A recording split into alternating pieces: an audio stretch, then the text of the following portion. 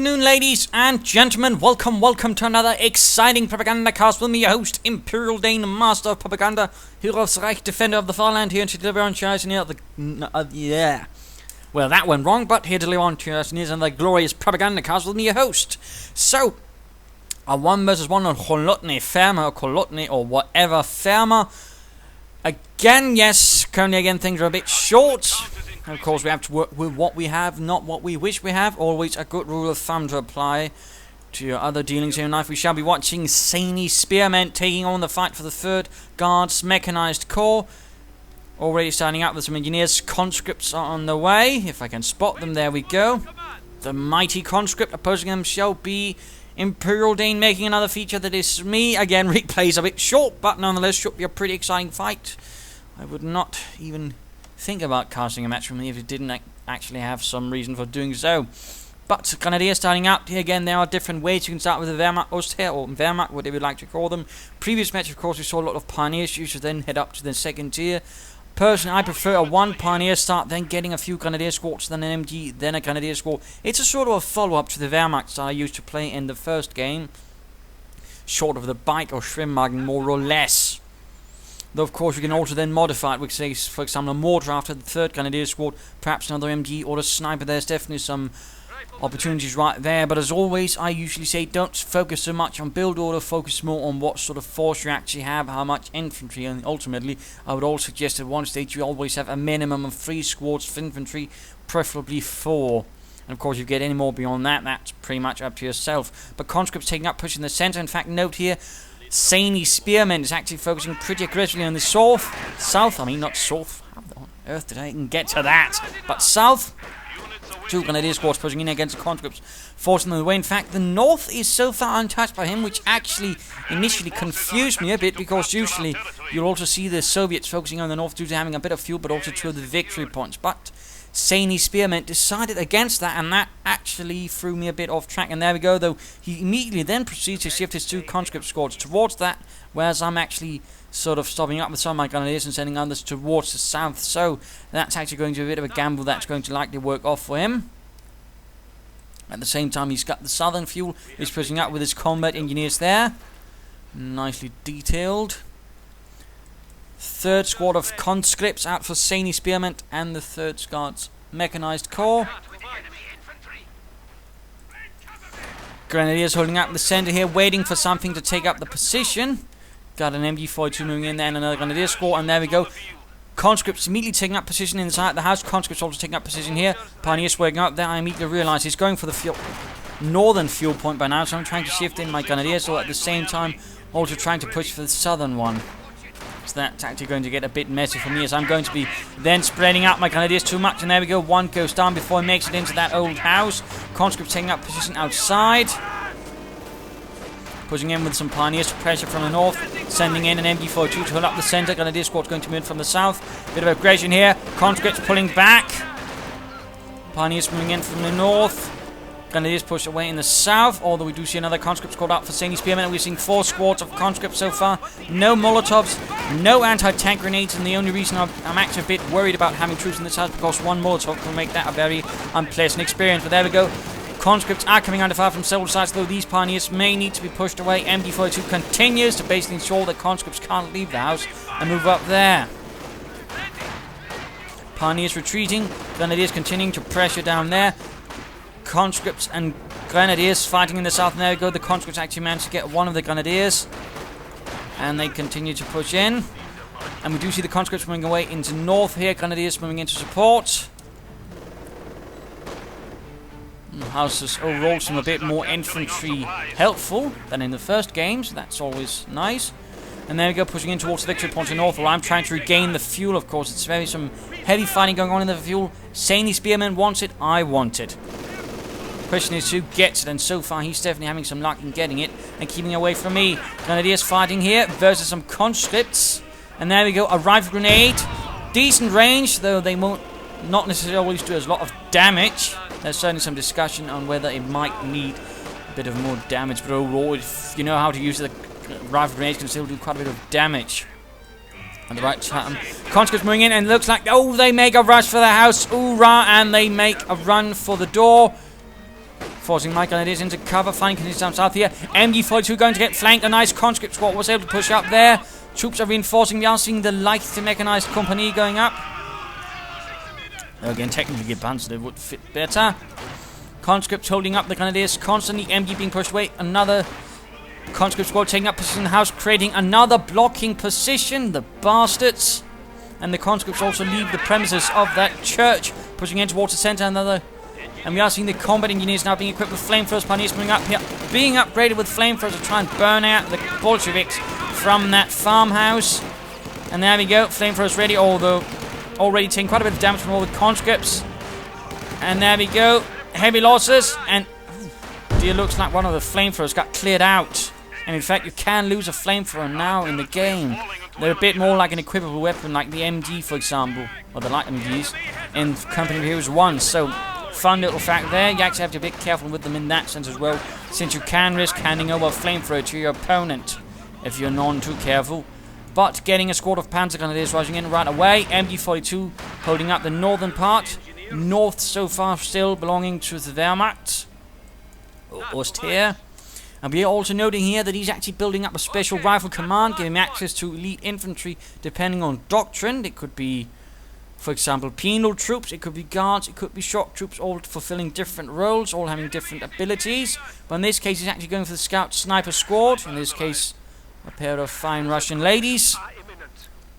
And of course, he can also get a small scout car if he wants to. Of course, the fun thing about scout cars and all those light vehicles in Company Heroes 2 is they're actually quite cheap, so that also rather makes them, of course, expendable, and actually makes it acceptable they're expendable. Whereas in Company Heroes 1, they were not very strong, but at the same time they cost a bit much, so you would only see one of them, and that would be it. Another conscript squad taking up position in the church. We are seeing the Panzer Grenadiers equipped, moving forwards, pushing towards the church light, going to try and get off a band grenade. MG42 taking up position, watching over the center, and sniper gets off a shot, band grenade right into the church, and there we go, gets one, wounds the others. Panzer Grenadiers push back now that the scout snipers have arrived. And a blizzard also sets in, really diminishing visibility for everyone involved, although troops in buildings can help a bit with that. Scout car moving out, leichte Panzerspähwagen. This is the MG variant.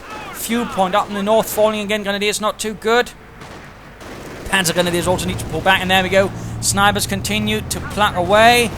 Down to one Panzer Grenadier. Scout car moves in, going to try and catch those snipers. Anti-tank grenades, so this time around, are actually ready for, and there we go, anti-tank grenade hits the scout car. Damn the engine, in this case not doing too much damage. Conscripts still holding out in the house, although they are definitely looking a bit worse for wear. Conscript taking up position in that house, rifle grenade going in and getting one of the conscripts, leaving the three behind a little less happy and short one of their friends.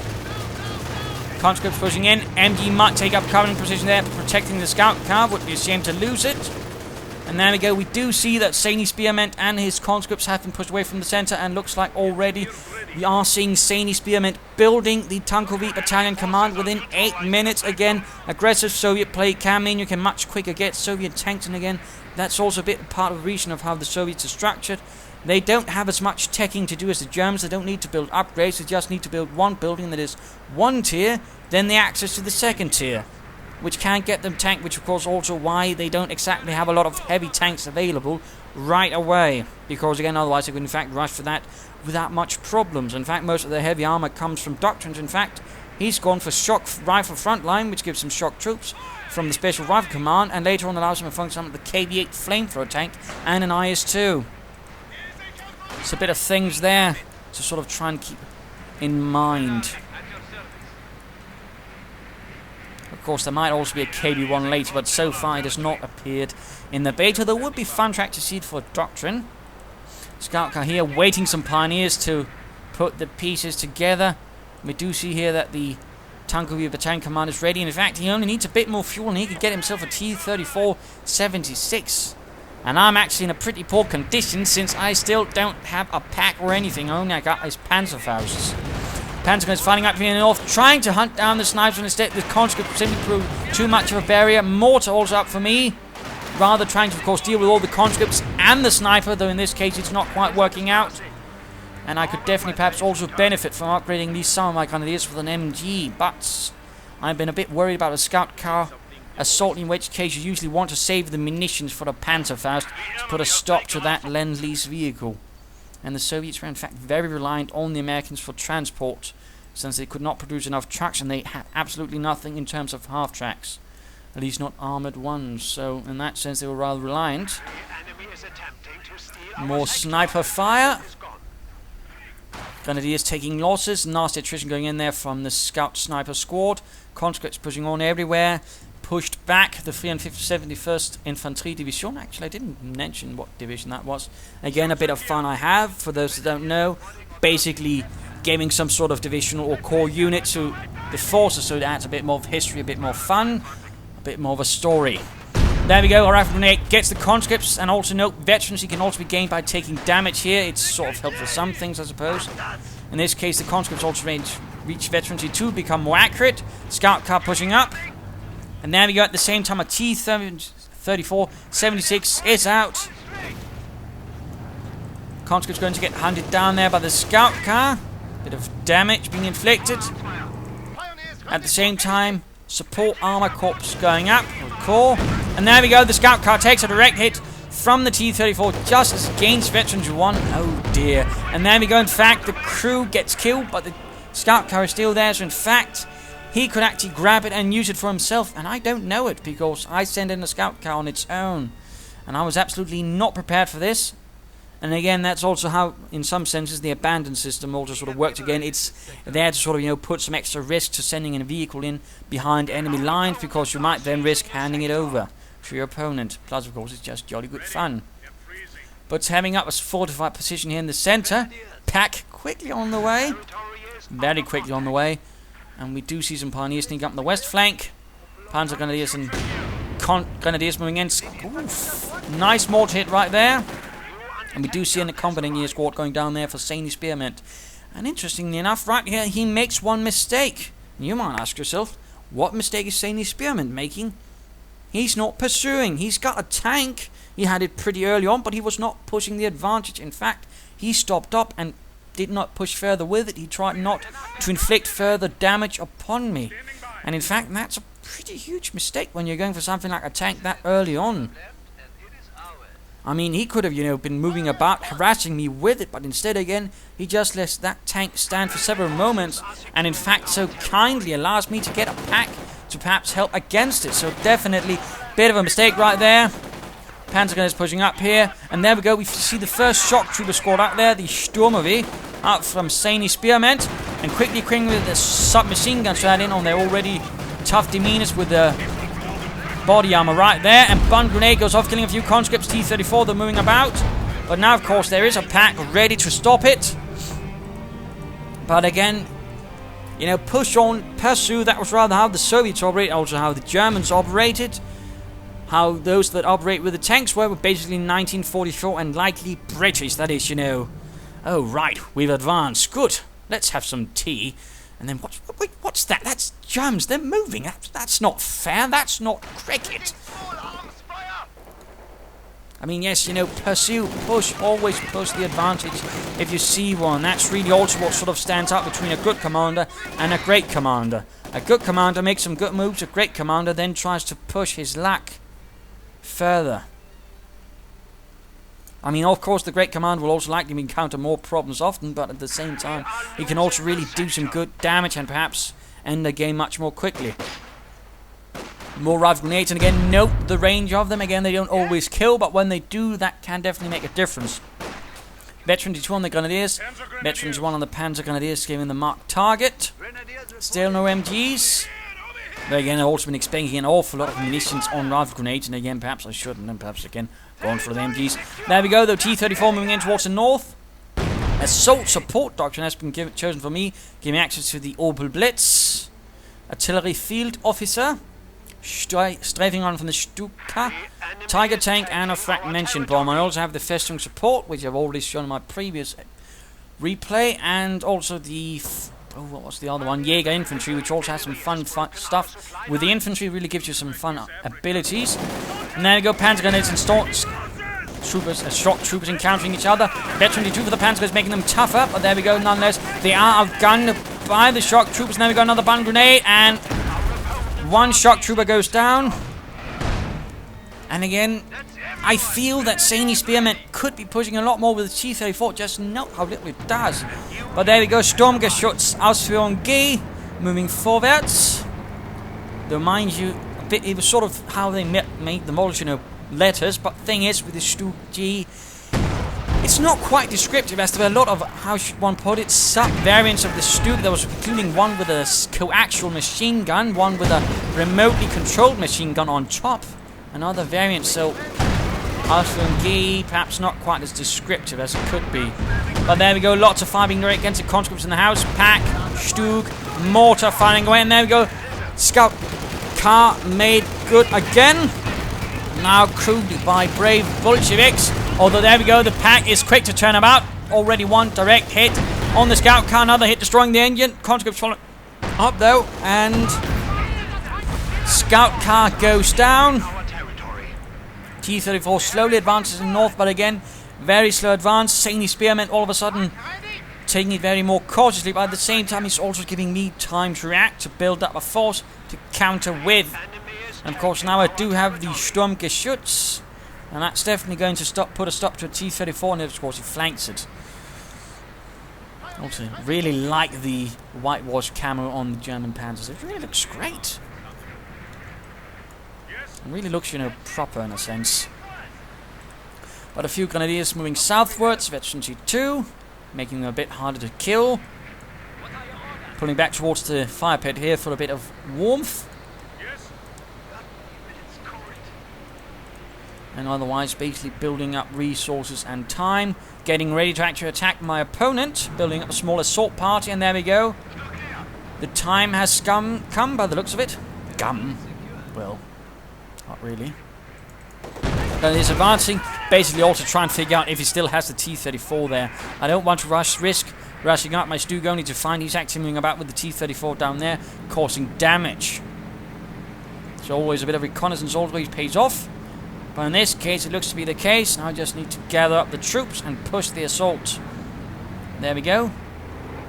Stug on the move. And also another thing, if ZanySpearmint was going to take it so defensively, also note there, he's really getting a lot of fuel, by the way. 2 fuel points and now a fuel cache. He's going really for something big, but he could also try and mine with this engineer, you know, to lay down something that could actually mess up my assault. But there we go. Stug advances. Infantry moving up, and there we go. The assault goes in. The 371st with its Stug Batterie Unterstützung moves in. Panzer Grenadiers. And there we go. T-34 takes a rear hit. Stug does quite a bit of damage. T-34 having quite a bit of trouble actually penetrating the frontal armor of the Stug. And there we go. Bundle grenade. We see the conscripts running. We see the snipers running. We see the engineers trying to move up to support. Panzer Grenadiers leading the way, scouting for the Stug, which has suffered a bit of engine damage due to the anti-tank grenade, which is all right and dandy. And there we go, though. T-34 out of control. Stug scores the kill and scores a second kill, getting the last engineer as well. Small assault worked off right there. Quick move up with the shock troopers in the south against ZanySpearmint is Zany and probably a bit Spearmint, whatever that means. The troops reinforcing. And the mortar continues to be a bit of a problem for ZanySpearmint. It basically covers the surrounding area of me. I'm not using it aggressively in this case. I'm actually using it defensively to make it a bit more difficult for him to advance into what little territory I have, because I need to hold on to something. Very much so. But already Veterans 1 here, which gives them the sprint ability. Later Veterancy, for example, gives them increased weapon rate of fire. Again, that's actually one of the things I like about Company 2 as well. You actually get told what the different levels of Veterancy did, whereas in Company 2, the first one, well, you rather had to guess or hope someone digged into the files and actually told you what the bloody hell they did. And there we go, finally an MG up, and we also see the artillery field officer out. Grenade goes off there for the storm shock troops. I don't want to call them stormtroopers. Also note, for the shock troops, they can actually also throw smoke grenades to obscure your opponent's line of fire, but not always use them. And there we go, rifle grenade gets a sniper, and in fact, rifle grenades are surprisingly good against snipers. So that's also the last where I used them. Panzers here fighting against conscripts. Bomb grenade goes off. Conscripts need to get out of there. We see Molotovs going off against the MG42. Several by the looks of it. Mortar continues fire. Sniper needs to get out of there. 17 kills. But again, there we go. The snipers go down to MG and rifle grenade fire. And there we go. The artillery field officer. Oberstleutnant this fellow is. Not longer just a lieutenant. But there we go. He has several abilities. He can call in the smoke barrage, which also obscures your opponent's line of sight. He can boost the combat ability of nearby troops by having them shoot faster and more accurately. And incendiary artillery went off there. Rather nasty. Let's not watch all those poor German soldiers burn. It's only good when Bolsheviks burn. Yes. I mean, yes, it's always tragic when someone burns. Anyways, also note here, 20 minutes in, and he's getting an IS-2, and I have a Stroop 3. Yes, that's going to go well. But continuing up on the officer, he can, of course, boost fighting power, but he can also call in artillery. More specifically, he can call in your own artillery on longer distances for about 80 munitions, but then it's also going to be all of it. So, for example, you have 2 mortars, you're going to get a full mortar barrage there, or, for example, you have Panzerwerfers or whatever. So, bit of fun there as well. And, of course, there's incendiary artillery barrage, very nasty towards infantry. Stug moves up there. Shock troops coming under fire there. Shock troops not so much, although he could try and throw off a smoke grenade here to block my Stug's line of fire or sight. But there we go. Mortar and Stug tears through the Sturmovie. Grenadiers pushed away, and there we go. The Joseph Stalin 2 tank. That was a Joseph Stalin 1, but I never really saw usage. The IS-2 was quickly put on the field. And it was named after Joseph Stalin, just like the KV-1 tank was called after the People's Commissar of Armaments, Clement Voroshilov. But again, I'm not really good with Russian names. I'm sure someone will correct me, but they were named like that. 122mm cannon. Actually quite slow rate of fire due to the fact that with those large rounds, it actually had to be in 2 charges, meaning they had to sort of put the whole thing together before they could fire. Officers here supporting the Stug. Coming under fire. Stug fires off a bit of a shot there on the IS-2, but then proceeds to retreat because this is not a fight going to win. Grenadiers moving up. Veterans are free, meaning they get actually more accurate, including their MG. Officer pulls back. And of course, also note the officer's ability also applies to Stugs, vehicles, anything nearby. And of course, combine that with a marked target on something, and again, you can actually get quite a few bonuses matching together for some really high accuracy and some really nasty killing. And a bit of a hole in the fence there. Combat engineers moving up to support. And more Soviet troops moving up.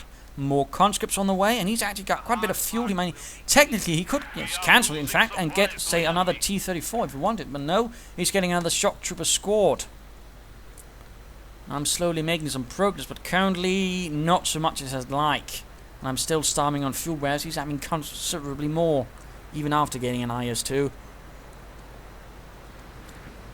He could also try actually getting a KV-8 and basically using its flamethrower to burn away my supporting infantry while the IS-2 deals with the armour. Always a possibility. Conscripts, shock troops moving in here, catching some Panzer Grenadiers on their own. Moving towards the cover. Small fight there, and a bomb grenade. Grenades, in fact, going on both sides. The shock trooper Stefanik came out of that one better. And second Stug. The Stug battery continues to supply the 371st Grenadier Division with some lovely arms of the heavier kind, and usually Stugs were held off in independent battalions and basically attached wherever we needed. The only real exceptions were a few Grenadier divisions, including, I believe it was the 71st or 79th, I'm not entirely sure of the number, but Sturm Grenadier Division, which had its own full brigade of assault guns, although that was actually a battalion-sized unit, and otherwise Panzer divisions for a certain amount of time also had their own assault gun battalion to make up for the 3rd battalion of Panzers they lost in about 1942 after Stalingrad, where again they'd suffered a lot of armoured losses. And in that sense, Stalingrad really had a huge effect on German organisation of divisions, both infantry and panzer and so on. But we are seeing the shock troops moving in against Grenadiers. The Grenadiers need to get out of there, although they do avenge a few of the comrades and marking a target there, but ultimately they are pushed away. The submachine guns are too much, and there we go, mortar rounds sends them scurrying away. And again, note here, also note he's actually upgraded his IS-2 with a, well, what's the equivalent of a 50 caliber machine gun to the Soviets, but again, note, he's not pushing with it. Again, he could have pushed with it, he could have been more aggressive with it, but again, ZanySpearmint is actually quite content with playing more passively. In fact, it's time for the mid-game analysis. Current situation again is, he's playing it very cautiously, very passively. He's making some minor harassment moves, but overall, he's taking it quite nicely. And again, he probably shouldn't be. He should be mining, if at the very least, if he wants to play defensively. But he should be more aggressively. He should be constantly pushing me, probing me. He should not be allowing me to build up a small armoured reserve of assault guns and support it with infantry and then make a push for him. Because that's what's going to happen. And of course, he's probably thinking, well, that's going to be great for him because then he doesn't have to do all the work. But at the same time, of course, the slight problem that also allows me to choose how the battle progresses much more, because I choose when I attack, I choose with what I attack, I choose with where I attack, and when, of course. In that sense, I mean, that could easily prove very disadvantageous for ZanySpearmint, in particular when he's not doing his most to fortify the field with barbed wire, sandbags for his troops, mines. Again, mines, minen. Sadly.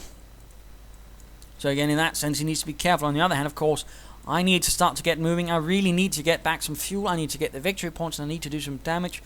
And I mean, my plan is currently to basically try and get that IS-2. How exactly, though, of course, is not entirely sure.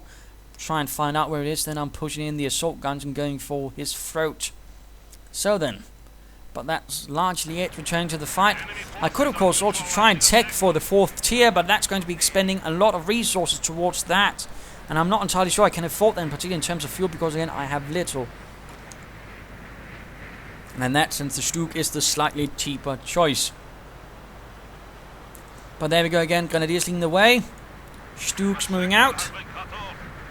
Going for the victory point there again. I'm basically trying to figure out his positions, keeping the other Stugs slightly behind. I don't want to commit fully to any shenanigans right away. And of course, hiding up a reserve, including the officer, who can always prove handy. And there we go, the IS-2 rolls out, conscripts moving in. Stug fires, misses. Grenadiers immediately coming under fire, and there we go, nice hit from the IS-2, quickly eliminates 2 Grenadiers. And there we go, conscripts moving ahead. And there we go, anti-tank grenade, and a nice hit from the IS-2. Almost takes the Stug down to half health already, and drivers in yet, this is not looking good. Support will be needed. Oh, they're slightly away from the fire. And there we go, conscripts pushing forward. Although the Stugs are doing some damage here. Stug already having 5 kills on it. 4 of them infantry. Quickly pulling up the officer to provide some support. Schnell, Oberstleutnant. Wir mussten die Bolschewiken halten. And I'm sure someone will be trying to correct out the grammar there as well, so good luck.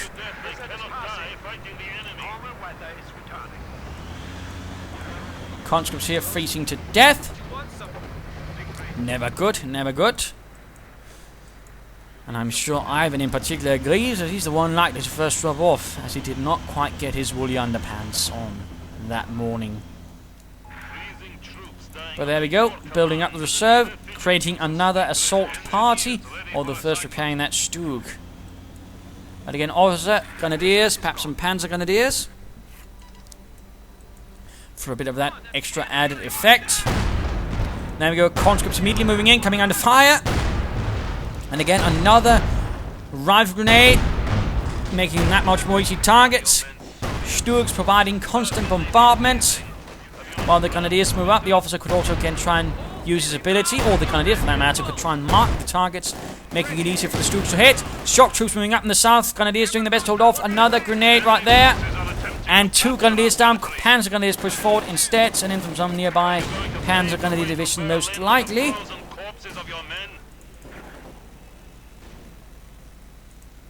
There we go, victory point falling. Of course, he's forced to pull back with IS-2 already. It did take some damage.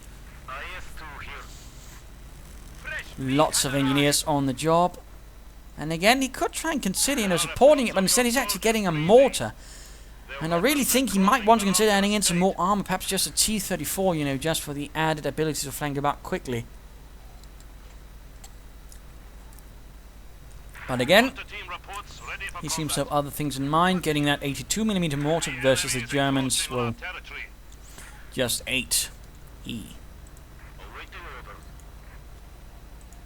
So Grenadiers slowly advancing, Stooks ready, again pulling them into select positions where they can react quickly, in this case breaking through the fences. And there we go, Combat Engineers pushing forwards, officers moving up, Stooks advancing through the fence. Pioneers quickly take a lot of fire. And there we go, quickly calling upon the Luftwaffe for support to deal with the infantry. And there we go, quickly pinning down all the squads. Stooks advancing, one trying to move out on the flank there. IS-2 though quickly getting pulled up at the same time. A Grenadier squad having hit behind the wreck of the T-34. Quickly gets off a Panzerfaust, quickly limiting the ability. And there we go, in fact, officer ability also quickly wears off on that Stook though. A bit sadly, but actually had it firing faster. Anti-tank grenade I think goes off, or that was a hit from the Stook, not entirely sure. But there we go, already down to half health. IS-2 fighting bravely. Veterans one on the one Stook, veterans one on the other. Of course, they could try firing off a anti-tank round with the higher caliber to try and stun the tank a bit. Conscripts still hanging out there. The Stooks basically, the Stook are basically ensuring that the fight will go to my advantage in terms of infantry, and I can only solely focus on the IS-2. Stook here definitely in a bad condition. Other Stook though pulls up to flank, and of course I can't do that due to the threats being completely wrecked. So one more Stook heroically trying to fight for the farmland. There we go. Oh, nice hit. But ultimately, though, the IS-2 goes down at the loss of one Stook. And again, finally the strafing runs hold up, but already the damage has been done. He shot one piece of very heavy armor. Stook, though, getting covered in anti-tank grenades, getting pushed back. Grenadiers pushing up here, though, encountering severe flamethrowers and mortar fire from... Where's the mortar? Oh, down there. Oh, well. Pioneers doing what they can. Veterans 2, they're rather low on health. More infantry support will be needed. It's time to return to the ImperialDane and the 371st. And note here, Opel Blitz providing me with a bit of munitions. And other fun stuff. Stook doing what he can. 10 kills. Lovely. And again, another push by the conscripts.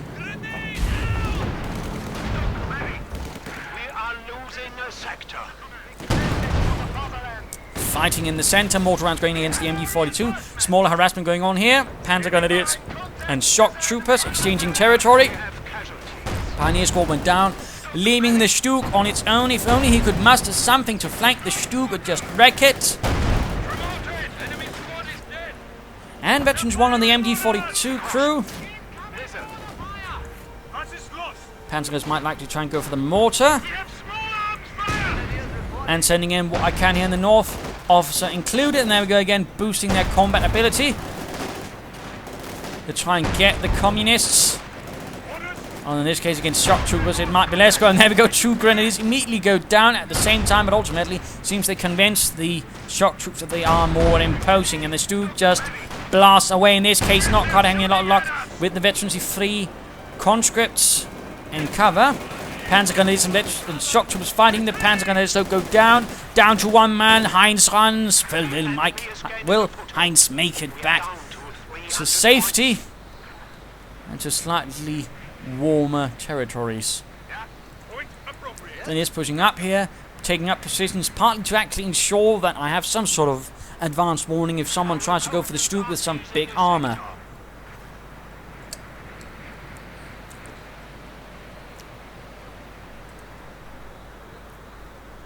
In this case, going for another Pioneer squad and a Panzerkampfwagen. A bit of armor never hurt.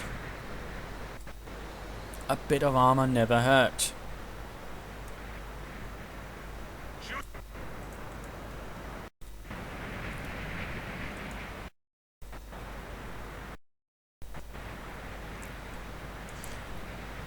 Of course, one fun distinction about the Soviets, of course, with largely the difference between a Guards unit and a regular unit, if you will, it wasn't actually quite as easy for example the difference between an SS division and a regular Army Air Division. Usually, I mean, the Guards title was an honorific to a division that actually already had distincted themselves, and the difference then tended to be they might get a bit more equipment, they might get some more heavy armor, a bit more infantry, but overall not that much, and I've even seen some historians basically even argue if that was even the case, that they got better equipment or even slightly different, or more of it for that matter, but others again point out they did. But it did not mean they actually had better training, it basically just mean again they got more men and more equipment.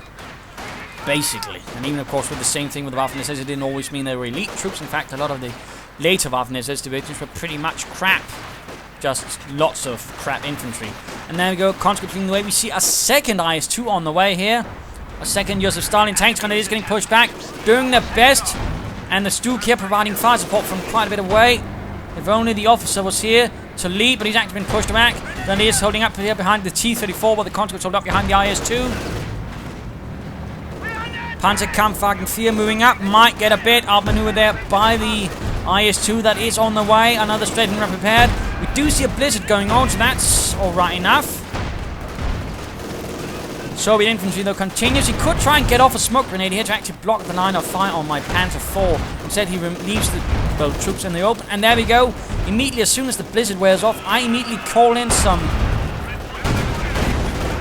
air support. And we do see that the IS gun actually tries to get it, but ultimately he might have wanted a half-track with an AA mount on it. Sadly, he did not get that. Instead, what happens again is a bit of a repeat of the last time, which is that I basically separate the IS-2 and leave it for the rest of my unit to actually deal with, which is also largely how the Germans actually operate when dealing with the Soviet combined arms attacks. Separating the two, dealing with the infantry and dealing with the armor on their own. Also quickly rushing up my pack to try and get the IS-2, because I know that Panzer 4 is going to go down quickly. Stuk gaining veterancy too, by the way, becoming a lot more sexy with the armored skirts on. Panzer 4 gets wrecked though, tragically so, but the IS-2 at the same time again without much support. And again another strafing run. And probably he should not have made this assault as soon as he saw that strafing run going. He should have been pulling back. Instead, though, he committed himself to it. And again, I can largely deal with it. That's a bit his problem, although looks like his IS-2 was actually able to get it. Interestingly enough, the aircraft, because rather is not doing as much as it usually did. So in that sense, of course, the anti-aircraft mud paid off, but at the same time, it did not pay off quickly enough. And we do see some grenadiers pushing in there. Another strafing run getting prepared. And again, I'm not going to stop using it. I'm going to keep pushing it because, again, I am pretty much low on troops. And what I can spare, I'm constantly rushing back for stuff to keep things together. Although at the same time, I'm also making a small push into the center with some panzer grenadiers and enough. So having some luck there as well. And there we go. The entire force here, lots of veteran troops. In fact, we're seeing numerous veteran squads going down. Panzer is going to move up and hit the rear of the force. Stuk continues to blast away. Panzer is going to try and get those shock troopers, their bane, their nemesis, and there we go, the shock troopers go down. 39 kills by the way, and the troops are simply just constantly pinned down. We just see the pack, and we see the grenadiers being fought. Even the pack is actually getting some kills. And just note the huge infantry loss, and he's just refusing to retreat. I mean, it's quite incredible. Considering all the damage I'm doing, he's just refusing to move until it's simply too late. In that case, ZanySpearmint simply... And also note here, actually, what happens when a... Also, fun fact, when weapons get decrewed to a certain amount and they can't move it, the last man leaves the gun and retreats. It also means that unlike in Company Who's, where if you retreated an MG or mortar and it went down on the move, you lost it here, it actually gets dropped. But we do also see that an IS-2 has been left. It now belongs to the Wehrmacht. Schwerer Panzer IS-2R. That's the Wehrmacht. Well, there was also a series of numbers, but I can't remember the numbering for an IS-2. They had a rather special system for numbering captured tanks, because again, they actually used a lot of them. And in fact, at the highest mark for the German army in terms of using Russian vehicles and equipment, I believe they had something around 300 tanks and vehicles in their army, which, if they were all tanks, could actually equip about, well, close to 3 armored divisions or panzer divisions, if they so desired. But that was definitely the breaking point, I think, for ZanySpearmint. Did not quite work out for him the way he had intended. Which is a bit of a shame, I suppose. And veteran 2 for the mortar, giving a damage bonus.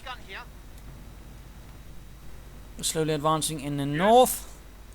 ZanySpearmint doing what he can to hold the entire thing together, but again, he lost several squads in that fight, including a veterancy 3 conscript squad, if not 2, which is never good.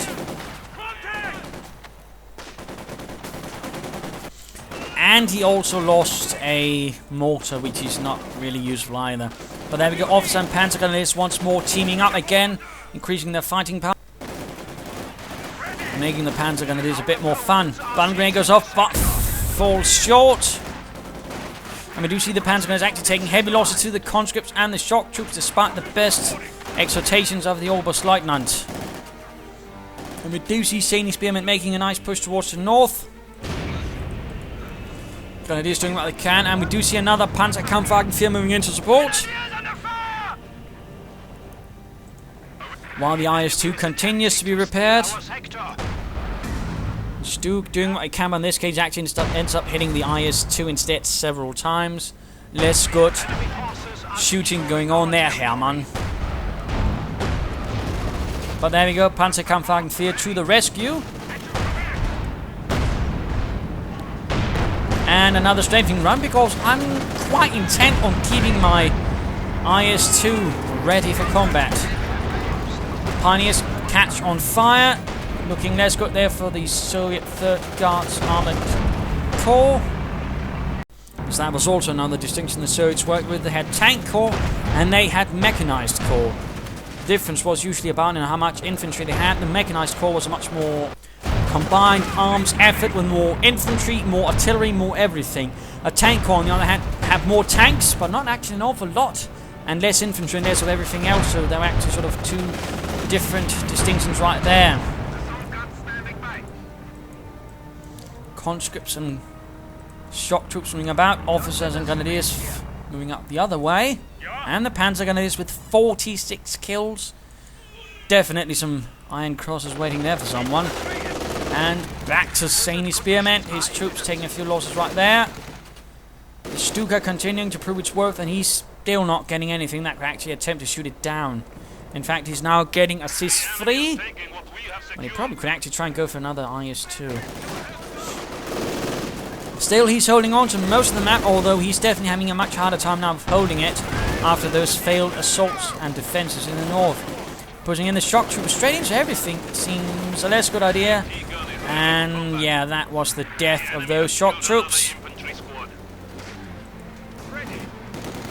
And a grenade against the MG-42. Gets it, in fact.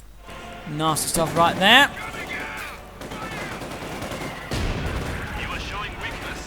And down to 4 squads and an anti-tank gun.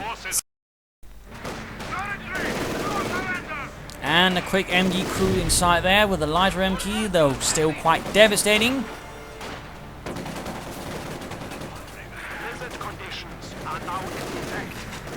Making a quick rush into the house there, and CIS-3 moving north, and with that, the IS-2 is in fact also ready to move out in the name of the fatherland. And they did actually catch a few in the actual war, although they also wrecked quite a few. Engineers hiding beyond the range of the IS-2. Again, he can't see far in the snow. Always good to know.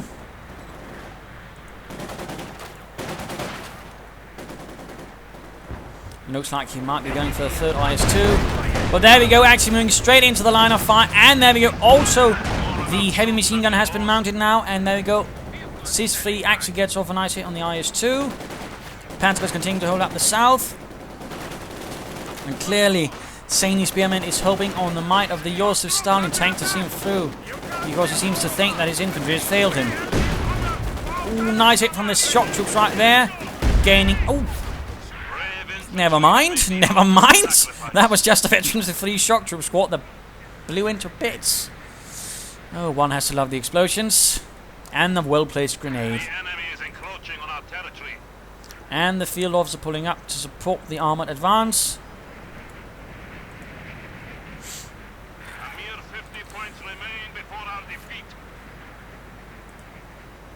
Quiet for the time being.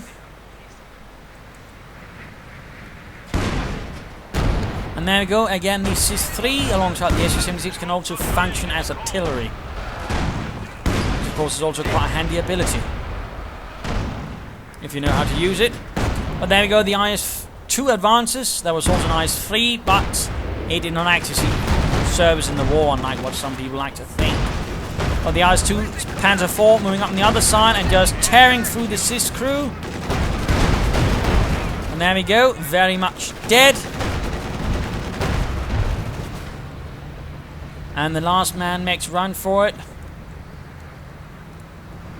A very desperate run. More infantry on the way, more conscripts being pushed into the meat grinder by now, and there we go. The third IS-2 out from ZanySpearmint. Fuel cache went down. No longer needed.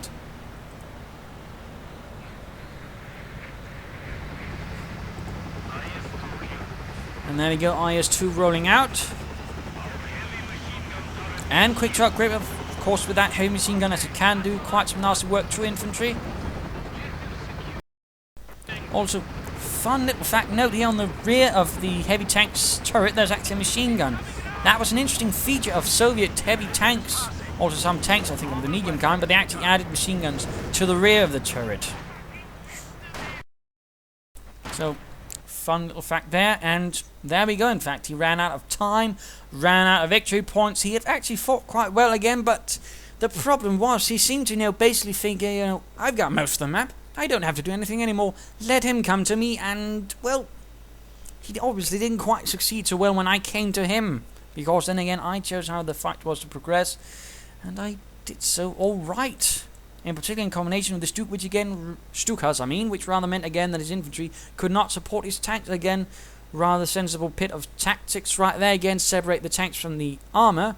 One way, tanks from the infantry. God damn it. I'm really rambling there, my apologies. But again, separating tanks and infantry can make a difference. There are different ways to do it. I did it using the Stuka with its strafing on ability. And of course that worked out quite well again. Had he perhaps, again, pulled off that second attack slightly different, perhaps with a half-track in addition for support, quite mounted. And again, half-tracks are incredibly cheap in Company Division 2. Same with the scout cars and all that, they are cheap, so, try and get one, try and add some anti-aircraft firepower on it. It might have saved him right there, because again, he rather ran into that one, and he rather waited the IS-2. There was no reason for him to send it out there once his infantry was suppressed, and he was moving at his Stuk 4, and of course he knew there was a Panzer for him, who knows what else. So that was for him quite a silly engagement, which ultimately resulted in me getting the upper hand, because again, he also then refused to retreat his infantry, and he lost so much good infantry. So much, it pretty much allowed me to quickly move on, and I mean bloody well quickly move on. Quickly push further out, and ultimately again also meant that there was not much when I finally moved up with my armor to stop him, or to stop me. So again, also know when to retreat, know when to stand your ground, and also know when to bloody well pursue your opponent. And that, I think, was rather where it went wrong for ZanySpearmint. Partly he was not very good all the times at retreating his troops, but also he did not know when to pursue, and again he gave me the time to build up a small assault group and to wield it in such a way that I could actually gain an advantage against him. And I did. And of course we also saw the IS-2, which can be quite a devastating tank. I mean, it wrecked Stuks, it wrecked Panzer IVs, but again, if it gets overwhelmed by opponent's armor, it goes down. In that case, both cases, it got overwhelmed when war firing it, then it could fire it quickly to knock out. Of course, I could probably have benefited more from less little rifle grenades and more MGs. That was definitely one of my bigger mistakes. And perhaps again, question was, did I really need those Panzer IVs? But in this case, the doctrinal choice actually helped me out, and again, I perhaps could also work with marked target and my officers a bit better in conjunction with the Stuks. But there you go. I hope you enjoyed this match. Hope you learned something from it. If you did, why not subscribe, tell your friends, share it everywhere. If you didn't, why not write some feedback in the comments, send in a replay of your own. I also got something called the Monday Novice Fight for the lesser experienced players, where you can sort of have one of your episodes perhaps dissected. Though again, I don't do versus the AI, because well, it's the AI and it cheats. There's not really much there to point out. And also no 1 versus 1, 2 versus 2, perhaps even some 3 versus 3s might point out where you did wrong, what you could have done better. Otherwise, otherwise send in. Email is propagandacaster@gmail.com. Otherwise, link in the description, link on the front of my channel page. But there you go. This is ImperialDane saying cheers, and I bloody well hope you enjoyed.